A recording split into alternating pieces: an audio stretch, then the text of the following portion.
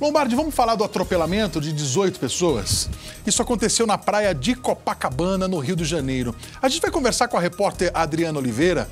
Ela está lá no local desse acidente e tem outras informações pra gente. Adriana, boa tarde.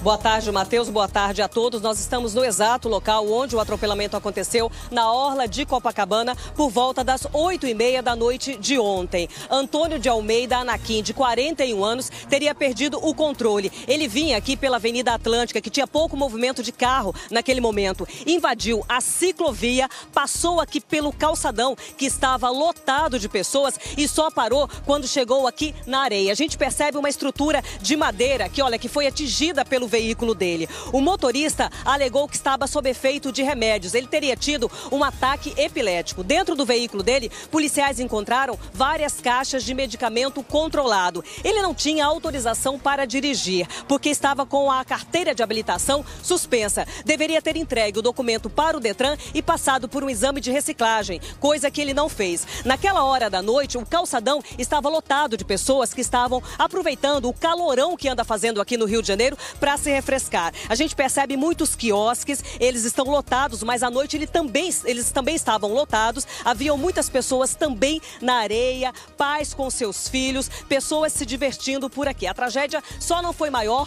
porque o carro não chegou de atingir esse quiosque aqui mais perto. Matheus.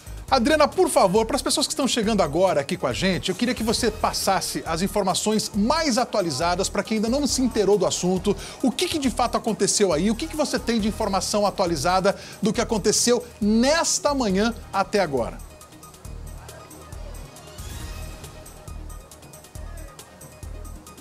Olha só, cerca de 18 pessoas foram atropeladas na noite de ontem. Entre elas, a mãe da bebezinha, Maria Luísa, de apenas 8 meses de idade, que acabou falecendo ontem mesmo após dar entrada no hospital. A mãe dela foi liberada, teve que ir até o IML, juntamente com o pai, fazer o reconhecimento do corpo da filha. Cerca de 9 pessoas ainda estão internadas, entre elas 4 crianças, de 2 a 10 anos de idade. O estado mais grave é de um australiano que não teve o nome revelado, um turista de 68 anos de idade. O Antônio de Almeida Anaquim foi ouvido pela polícia, ele não está preso, ele foi liberado logo em seguida, depois do depoimento, foi liberado pelos fundos da delegacia, porque muitas pessoas revoltadas se encontravam na frente da delegacia, então os policiais tentaram ali proteger a vida dele, né? Ele agora vai ter o documento de habilitação dele cassado.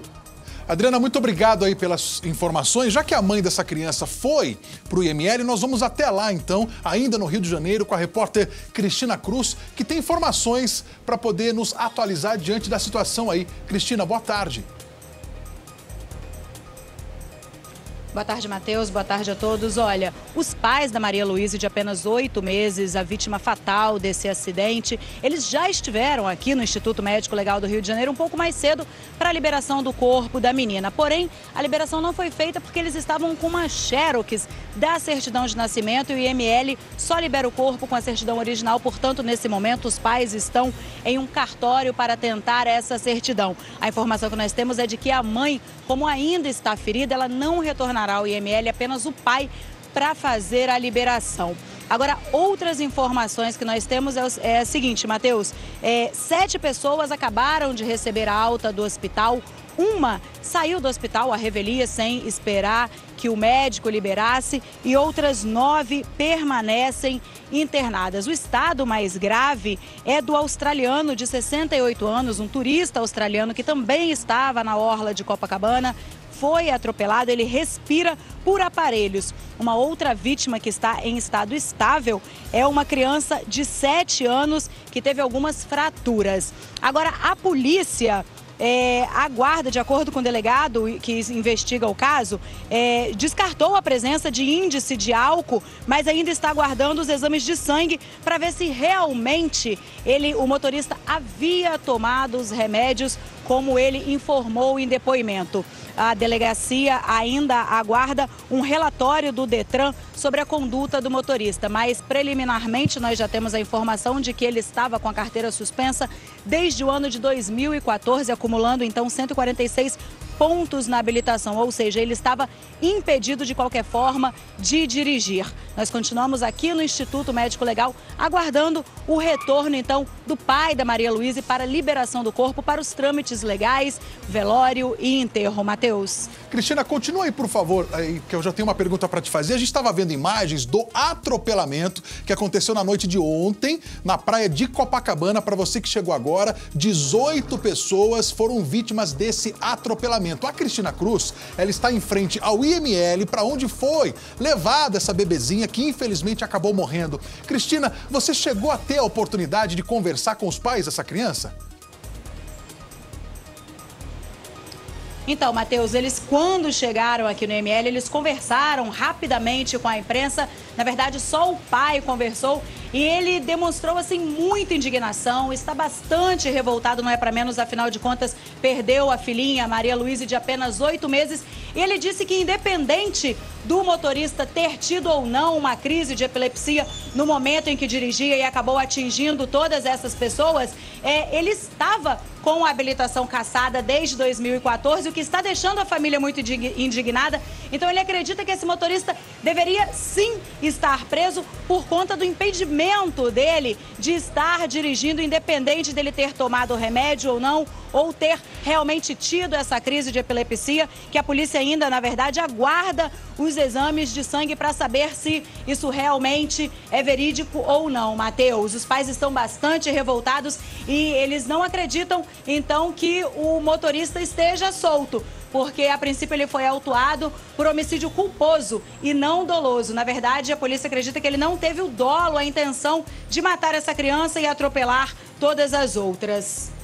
Agora, Lombardi, obrigado, viu, Cristina Cruz? Agora, Lombardi, a nossa repórter foi bem clara. Ela disse que ele tomava esses medicamentos, mas o Detran informou que na renovação da habilitação ele negou essa informação. Não, mas se ele está desde 2014, ele está impedido de dirigir. Agora, uma coisa que me impressiona é que ontem, no primeiro levantamento, eram 62 pontos.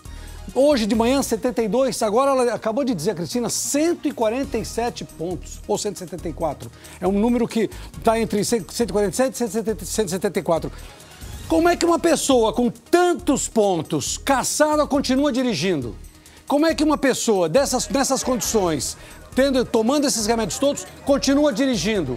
Alguém tem que ser apontado aí. Agora, homicídio culposo é muito, como disse aqui a Cristina, e como disse o pai do bebê, é muito pouco. E só para arrematar aqui, um outro detalhe. A nossa burocracia é tão grande que o pai e a mãe reconhecem a criança, mas não podem tirar a criança para levá-lo para o sepultamento, porque não existe a certidão não é original. Agora eles vão ter que ir ao cartório, tirar uma certidão original. Ora, meu Deus, numa situação dessa, libera, porque não tem, né? Lombardi, quem está em casa, muitas vezes, ainda nessa questão jurídica, alimenta muitas dúvidas. Ah, mas o homicídio culposo teve culpa, mas não teve intenção. Não, mas teve culpa, eu teve culpa. Explica pra gente, pra quem tem casa entender também. Se eu fosse um juiz, se eu fosse um delegado, eu estaria por dolo, não por culpa, por dolo, quando tem intenção. Por quê? Se você tem 100 e tantos pontos na carteira, se você está proibido de dirigir desde 2014, fatalmente alguma coisa vai acontecer com você dirigindo no carro. Ou você vai matar ou você vai morrer. E foi o que ele fez. Ele matou, ele atropelou, ele feriu. Então, se eu sou o delegado, nem discuto, atuo por dolo e o promotor e o juiz que vão decidir o que fazer depois. Ótima explicação.